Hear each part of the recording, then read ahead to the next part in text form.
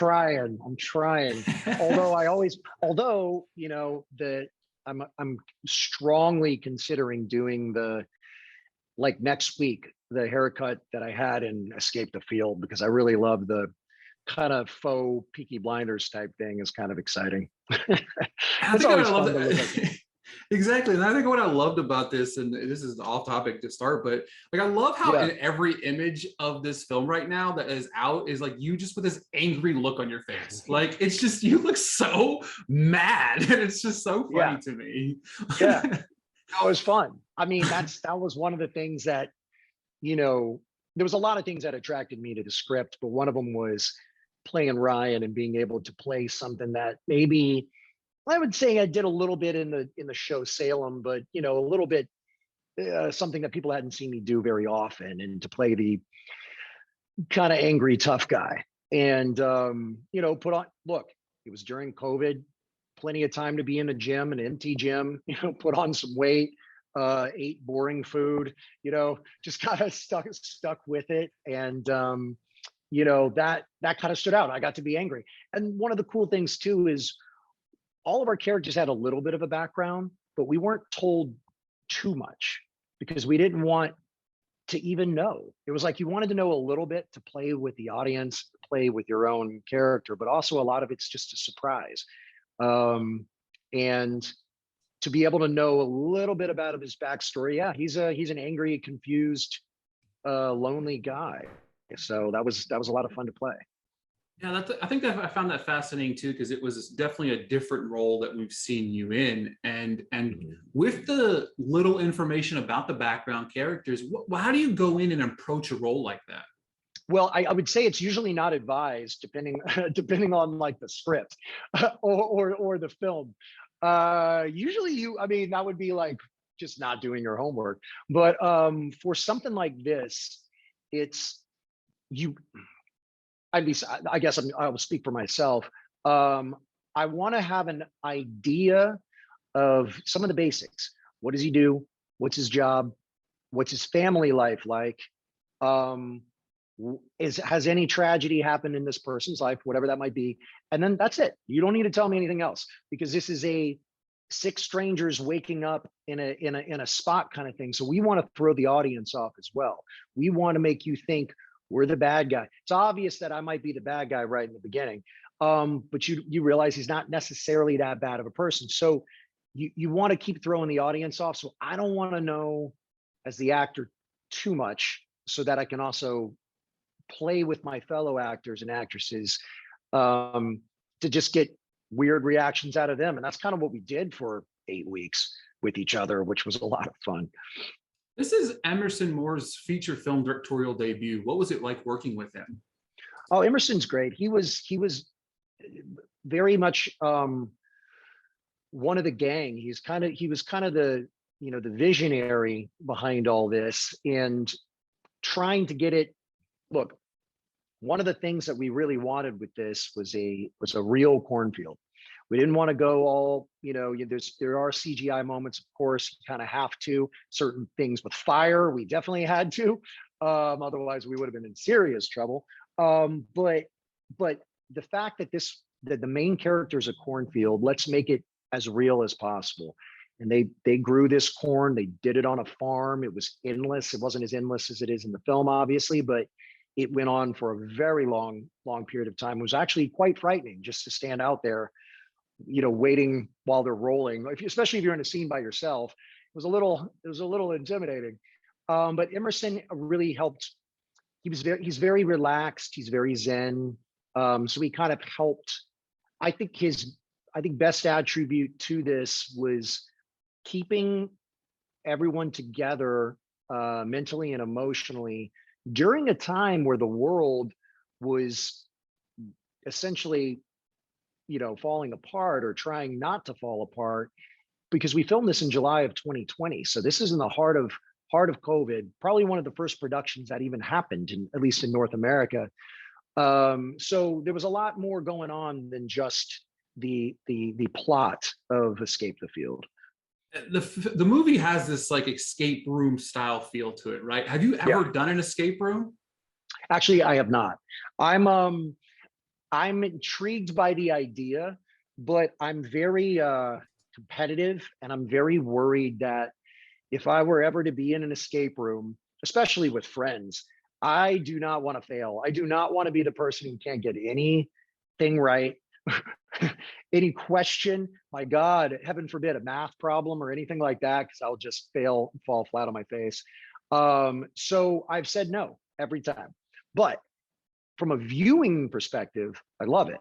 And from a, from a pretend perspective, to be able to play it like this was my little chance of being a Children of the Corn, which was one of my favorite movies growing up when I was younger. So that is easy to say yes to, easy to say no to if it's a real escape room.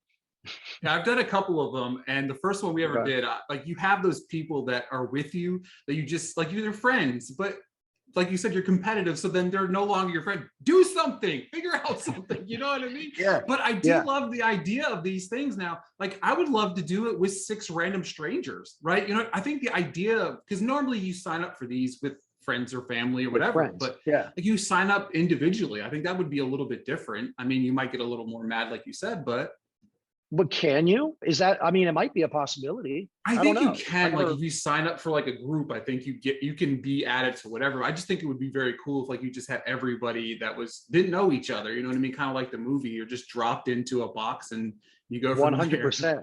You should get like build it around Halloween time, and then it'll really do well. Exactly. Yeah, I think that's a great idea. The ensemble cast is loaded with talent from Theo Rossi, Claire Robbins. What was it like working with them on the set? Obviously, especially during this time where I guess you've become more friendly, you know what I mean? Because these are the Mhm. only people that you're seeing during this time and stuff like that. We became a lot closer, that's for sure. You have to, we had to quarantine in our hotel outside of Toronto in Ontario. And one of the cool things that we had is because we were being tested every day and being checked on, and we were not with the public or strangers or the crew or anybody else. It was just us and the director and like a couple of producers. We were able to rehearse constantly. So during this quarantine time, we were able to go over our dialogue. We were able to kind of change it up a little bit. We were able to block out scenes where we pretended in a conference room was a cornfield. And you just got to walk in circles in the conference room to kind of get an idea of what was going to happen once we actually got out there. When Theo, I love, he's great actor, and I've known for years. So when he came on board, he and I were two of the first people on board.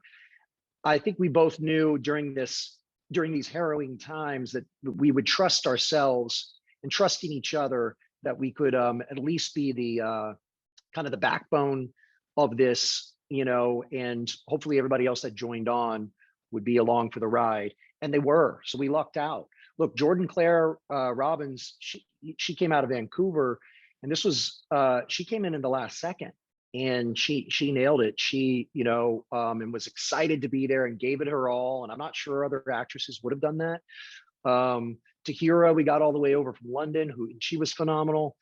Elena and Julian were great too, and we all just kind of bonded that way because we had the time too. And a lot of times you don't.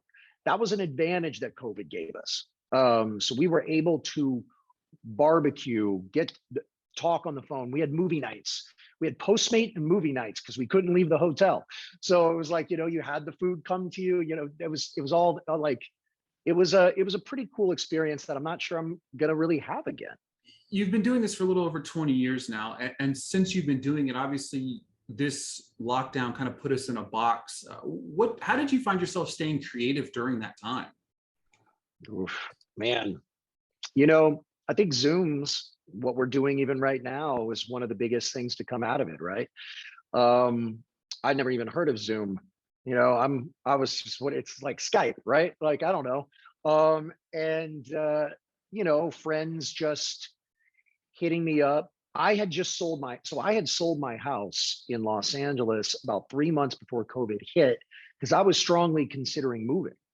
So I was just renting a condo when all of this went down, and almost all of my stuff was in storage. So I was very out of sorts when everything went down. So everybody wanted and I'm sure obviously the world was. So everybody wanted to be connected to some extent. And we'd do Zooms with like, I don't even know how many people. And we would just like talk and have a drink or have coffee, watch a movie together. Did a lot of that stuff. I started yoga for the first time ever, online, those little things. And one of the coolest things that we did, at least in my group of friends, is we started, a friend of mine had a restaurant in Los Angeles, and he started this making meals for the homeless, for nurses, for Cedars-Sinai, the hospital workers, because everybody was obviously overworked. And what he would do, he would run it out of his restaurant. So at that time, we quarantined about 8 of us, and we all would go down to this restaurant and bond. Masks. When people were still doing gloves, masks, and all that kind of stuff, and making sandwiches and feeling better about ourselves and helping people. It was a great way to, talk and unite, and everyone, no hugs, no touching or anything like that. But it was still one of the things that kept me going during a pretty harrowing time. That's incredible. You brought up the yoga, which my wife would yell at me if I don't bring up this question. But before we go, January was the 20th anniversary of A Walk to Remember. What's it like looking back on that film now? Well, I did decide to watch almost the whole movie over again in January.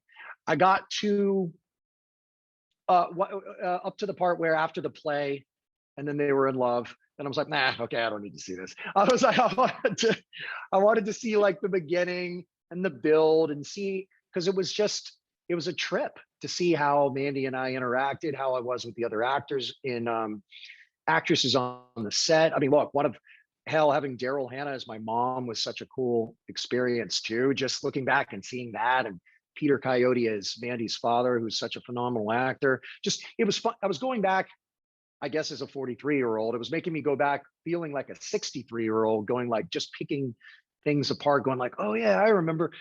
But it's pretty incredible. It's an awesome feeling to know that people still care, because I think that's a rarity in a career. You can be a successful actor and musician, for that matter, your entire life, and then never have something that really kind of always kind of connected somebody. Doesn't mean you're not successful and haven't done amazing things. So it's a really cool feeling to have something like that keep going, that's now becoming generational, which we never expected while we were doing that. We never had any clue. It was just a wonderful surprise that it did. Do you often watch yourself on screen? I watch, I actually have a lot of, you know, what's funny is the actress, should probably laugh that I even remember this, but Lauren German, who's phenomenal, who was on Walk to Remember as well, she will not watch herself. I remember from back then, she would not watch video playback. She couldn't do any of that. She'd run away. I feel like I learn from it. Try and take some things of like, oh my God, well, that was terrible. I don't want to ever do that again. Or, you know what?